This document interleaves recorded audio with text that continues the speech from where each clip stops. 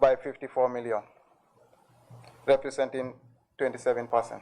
The presentation was attended by committee members, the board and management of GRTS, as well as external auditors, who also presented a report based on audit findings they conducted.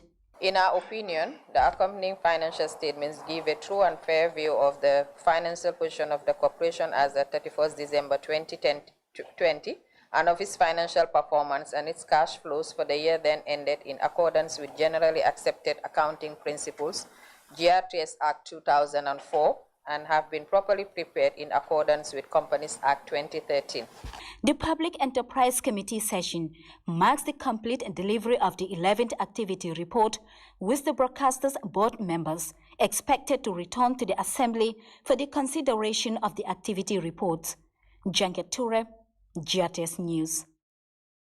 And from the National Assembly, we shift attention to a press release from the Ministry of Gender, Children and Social Welfare, which says it's deeply disheartened by the death of a 2-year-old Mohammed, a child at the heart of the alleged rape case involving the state and Boubacar Keita, also known as Bob Keita, who recently died with a trial ongoing. The ministry is fully acquainted with the immense suffering and emotional devastation the ongoing trial has triggered nationwide, saying they also fully recognize the facts that sexual violence trials are sensitive to societal response. But as we await the judicial system's delivery of justice and a martyr, as a nation, we must continue to take all forms of sexual and gender-based violence allegations seriously, because the exploitation of women, girls, and minors is despicable.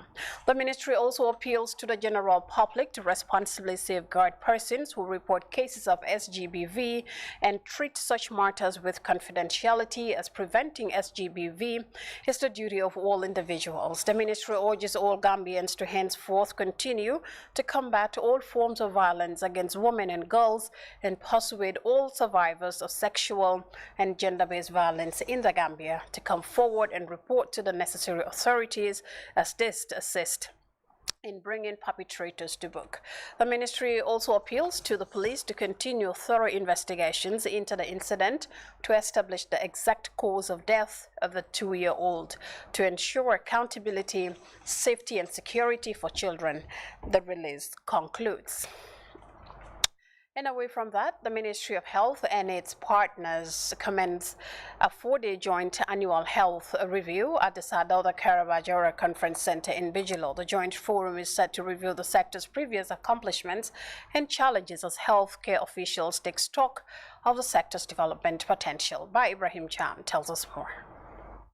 The Health Review Synergy, which seeks to achieve universal health coverage, has the theme Building Partnership for Effective Coordination and Evidence-Based Performance. The nationwide consultation forum by the Ministry of Health and partner agencies also serve as a mechanism for improving the coordination of enhanced sector performance. The Minister of Health, Dr. Ahmadulamin Samate, stated that the joint annual review has evolved to become a tool for fiscal accountability and transparency for both government and development partners to ensure efficient and cost-effective use of resources to maximize the benefit of the Gambian populace. The overall aim of conducting the JAR is to assess performance, improve implementation, and inform policy. This JAR 2021 has the following objectives: to improve mutual accountability between government, partners, and all relevant stakeholders, to identify bottlenecks hindering quality service delivery, to enhance the use of HIS for evidence-based decision-making. Equally, to use the JAR findings in sector policy dialogue and consequently in the realignment of plans and policies to attain universal health coverage by the year 2030. WHO country representative Dr. Desta Turuni also highlighted the remarkable work of the UN agencies in the Gambia, who work tirelessly with the government and development partners to support the acquisition of COVID-19 vaccines and the rollout. The WHO country rep further stated that they have been supporting the coordination of the emergency response team to strengthen the point of entry surveillance, trained health and social workers to enhance their skills in an effort to fight against the COVID-19 and other diseases. Jibril Jaju, Director of Planning and Information Systems, gave a brief presentation of the year's performance based on the data provided by the Health Directorate and the way forward for the sector. And we also plan to actually develop, HIV tracker, TB tracker, community-based surveillance, tracker, immunization tracker, malaria tracker, HMIS, antenatal tracker, ELMIS, EMR, and then, the establishment of health observatory and training of healthcare workers. These are very crucial advancements in terms of digitization of the health sector. We want to go live, and each of these areas that we have mentioned, we have, started advanced progress. It is expected that the 4-day forum will help guide the players at the health sectors on the same vision and agenda to work towards a more efficient and effective health sector in an effort to achieve universal health coverage throughout the Gambia. Reporting for GRTS News, I'm by Ibrahim Cham. And now, the National Water and Electricity Company finally delivered the final round of compensations to beneficiaries in Jamburu. The scheme saw 30 title deeds presented to people affected by the ongoing solar plant project being implemented under the Gambia Electricity Restoration and Modernization Project in Jamburu. Khadija Tujala has more on that in this development. Of assessment, examining people and homes displaced by the 20 megawatts PV solar plant set to be constructed in Jamburu. The National Water and Electricity Company presented documents for plots located in Birkama to affected persons. The project coordinator Hadinjai said the compensation process is in line with the Constitution of the Gambia, as well as World Bank and European Investment Bank's policies. After a long process of the development of the environmental and social impact assessment to mitigate the environmental and social negative impacts of the project, and the development and implementation of the Resettlement Action Plan RAP to mitigate the social economic impacts on people who have their land and livelihoods depend on identified sites, we are here to compensate the project affected persons. According to our constitution and the policies of the World Bank and EIB, the managing director of NAWEC, Nani Juara, commended beneficiaries for their patience, explaining that in as much as the power plant brings development in the country, the lives and livelihoods of those affected is a major concern, which makes the compensation a more important undertaking. The government of the Gambia already provided almost about $87 million to NAWEC to compensate the affected parties. Some opted for cash, and we have already compensated those affected parties in the past. This is much more difficult because we also have to secure land somewhere to be able to compensate the affected parties who opted for land to land. This process has not been easy because we have to be very sure that we are compensating the right affected parties, because most of the time, if we don't have the right documentation, you might compensate somebody, and eventually, if it happens to be the wrong person, then it can complicate issues. But we are very grateful to the affected parties who are here today for their patience. Receiving the letters of lands allocated, beneficiaries express appreciation for the move as they look forward to seeing the plots as soon as possible. Top work. So we started, negotiating with NAWEC. It has been a long period, negotiating with NAWEC, having series of meetings with NAWEC, until finally, today, alhamdulillah, they are funded over our title deeds to us, and we are very grateful.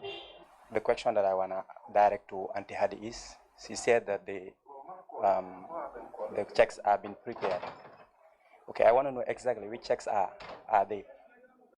Is whether the people affected or is all of us? After taking questions from beneficiaries, the NAWEC boss and project officials assured beneficiaries of an additional cash compensation for those whose plots were developed as per the value of assessment. We don't bill for anybody. We compensate. We give you whatever the cost of that house should be. We evaluate it, and they give you the value of that. Yeah, but then you do your own thing. Which will also include probably how much it should have cost you to bill. All those things is factored. This is the last batch of people receiving compensation through land allocation, with the first cohort compensated earlier in 2021. Khadijatu Jallow reporting for GRTS News. And now, the Global Climate Change Alliance Plus project conducted its biannual cleanup exercise in the community of Jufure and Albreda on Sunday. The activity is part of the project's resolve to promote cleanliness along the Gambia's coastline. Scores of volunteers from the two communities, including officials of the National Environment Agency and project officials, attended the event. Well, our correspondent in the region, Famara Kanyi, prepared this report, and he now tells us more. The community of Jufre and Albreda sits close to the River Gambia. They accommodate important historical sites. Few miles away is the Kunta Kinte Island, a UNESCO World Heritage Site. These and other reasons made the two settlements significant for tourism. Thanks to the GCCA Plus project, the community of Jufre and Albreda are benefiting from a coordinated coastal cleanup exercise. Men, women, and youth volunteers converge to participate in the day-long exercise. Today, our coastline is clean and beautiful. I work here as a fishmonger, and I'm equally participating in the exercise because everything we are doing here is to our advantage. I would like the NEA to support us by planting trees along the coastline. This will help to avoid large storms, flooding, and even coastal erosion. A major threat to farming is gradually emerging along the coastline of the two settlements. Environmentalists at the National Environment Agency are concerned by the scale of coastal erosion in the area. In an interview, Lamin Koma, a senior staff of the agency, told GRTS that plans are underway for a rapid response.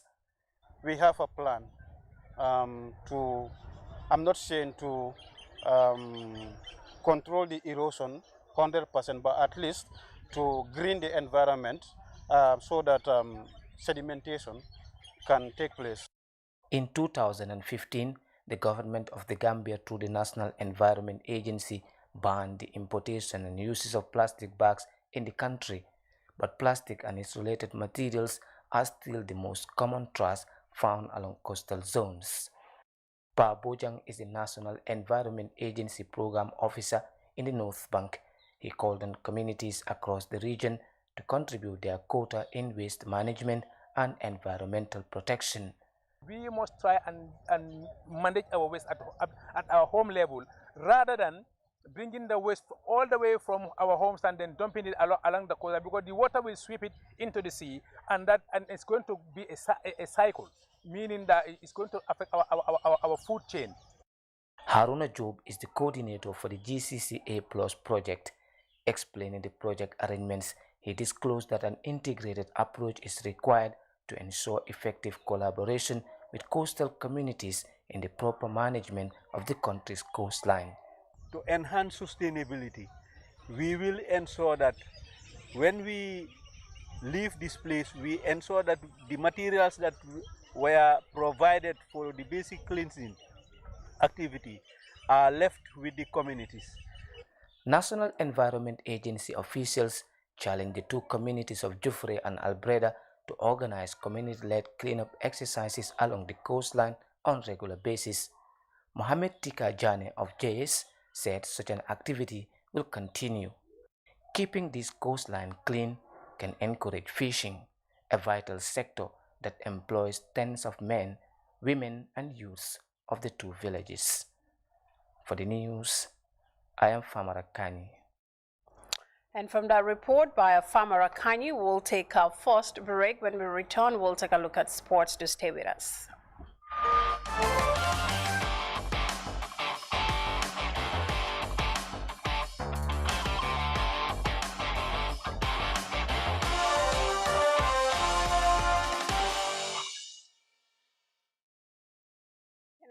sports, Gunjur have been crowned champions of the first edition of the West Coast Region Zonals Football Championship following a 2-0 win over neighboring rival. The Combo South Giants clinched the title in a remarkable unbeaten run that climaxed at a jam-packed Boxbar Mini Stadium in Brickham amid heavy rains. Farmer Abaji witnessed the finals and he now tells us more. This was not just passion for the game, it was pure love for the community. Despite the heavy rains, the supporters of both Gunjur and Sanyang stormed the Boxbar Mini Stadium to cheer and witness the final. Every end of the perimeter was jam-packed, and some supporters had to struggle just to have a view of the actions. This shows how much football enthusiasts miss the Supernovated Championship, a competition where this West Coast Region Zonals competition drew its inspiration from. The crowd at the Boxbar Mini Stadium wouldn't have much to complain about in terms of the football on view. Despite the poor pitch condition caused by the heavy downpour, the two sides played in a way that let the crowd roar for the larger part. Fresh from winning the Combo South District Championship, Gunjur proved to Sanyang why they were worthy champions of that competition, as Bokar Bojang put them in front from close range. That goal makes the difference in the first 45. Despite the downpour, the players of both Gunjur and Sanyang continue to show glimpses of individual brilliance and team spirit, as the supporters continue to chant in the stands. Gunjur, a side that plays with verve, precision and pace, appeared a bit strong for their neighbors. They kept on knocking the defense of Sanyang and were soon awarded a penalty when Bokar Jabang was penalized for this challenge.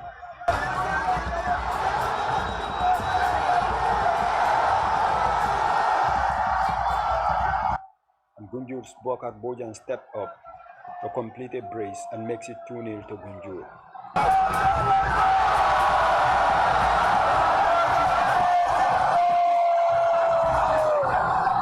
At that moment, Sanyang did not show any sign of surrender. They kept fighting and caused threats, forcing Gunjur to some defensive duties on some occasions. Sanyang's closest attempt came when they were awarded a penalty after a foul by Salif Toure.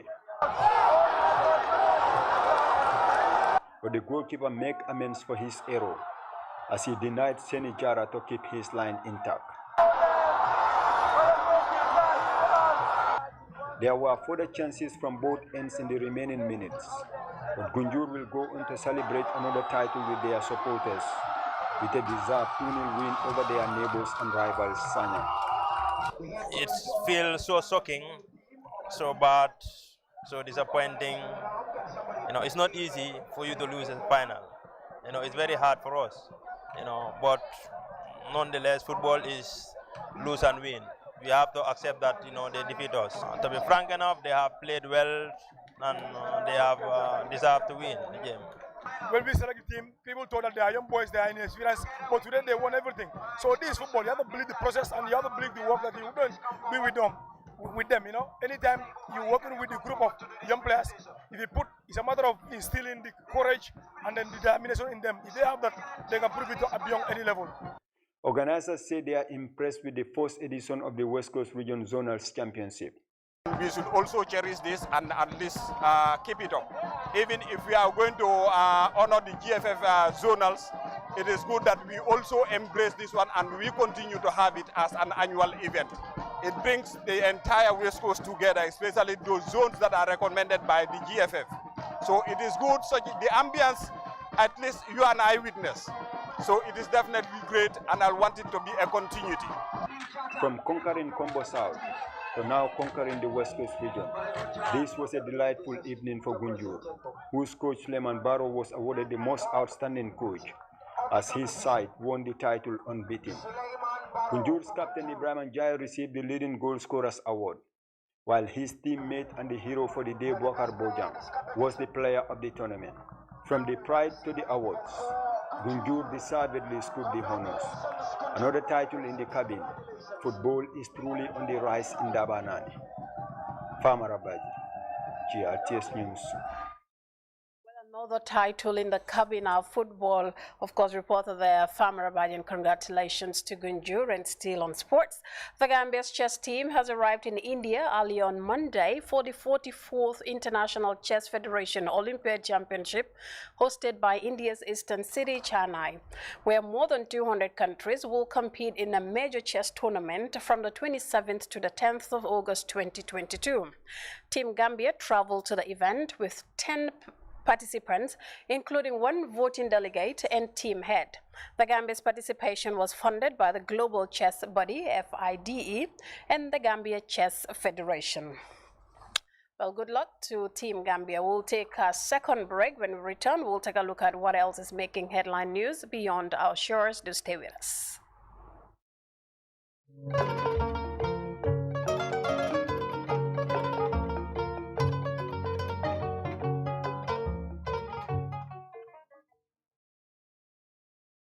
Of course, to news around the world, beginning in Ukraine, where the military says it is preparing a counter-offensive in the southern Kherson region, now occupied by Russian forces.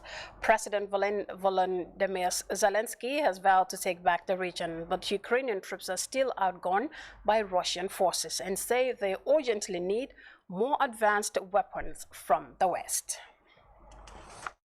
Have left this village uninhabited, except for a few stray pets and these Ukrainian fighters, as they wait for the order to begin Ukraine's promised pushback towards the strategically and symbolically important city of Kherson, currently under Russian control. This village is just kilometers from Kherson, but on the Ukrainian-controlled side of the front line. The signs of devastation are everywhere in what's left of this settlement. In his nightly address, President Volodymyr Zelensky vowed to take back Kherson and said Ukrainian troops were already making headway there. First of all, we can say now that in the Kherson region the occupiers tried to gain a foothold. Their collaborators made various brazen statements, but how did it help them? The armed forces of Ukraine are advancing step by step in the region. These fighters see it as their duty to future generations of Ukrainians to resist Russian occupation. Херсон ми визволимо, це точно. We will liberate Kherson, that's for sure. Москалям взагалі. We won't give it away to the Russians. That's why we're here, so that our children won't have to fight anymore, so that we can resolve this war issue now and forever. Уже це питання раз. Some of these men fear they will be hopelessly outgunned by the enemy.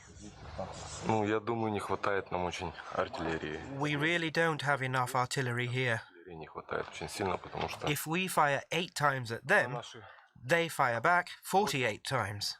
For now, they have superiority in artillery. Наши 8, так сказать, выстрелов, ихних 48 идет, понимаете?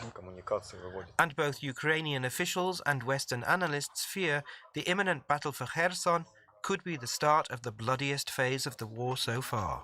The ravage.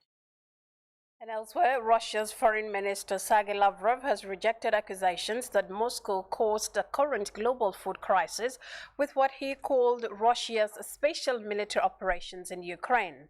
During an address to Arab League ambassadors in Cairo, Mr. Lavrov claimed Western nations are distorting the truth. Take a listen. Anybody wants to be objective, they could read statistics from the World Food Programme, from the Food and Agriculture Organization, which describes the difficulties in the food market beginning with coronavirus pandemic, when some contacts and supply chains were affected. Russia's foreign minister there, Sergei Lavrov, rejecting accusations that Moscow caused the current global food crisis. While you're watching GRTS, I am Fatu Janimbai. A quick reminder of our top stories once again before we end this edition of the news. A participatory approach to tackle waste management in the Gambia. The Vice President has presided over the official opening of the National Dialogue on Sustainable Waste Management. A period of public accountability, GRTS has presented its financial and activity reports before the Public Enterprise Committee of the National Assembly. And in sports, Gunjur beat arch rival Sanyang 2-0 to clinch the first edition of the West Coast Region Zonals Championship in a remarkable unbeaten run. And away from home, Ukraine is looking to retake lost territory as Russia pushes for regime change. And elsewhere, Russia's Foreign Minister Sergei Lavrov has rejected accusations blaming Moscow for the current global food shortage. Well, that's it from me, Fatu Janembai, and the entire news team. Many thanks for watching and good night.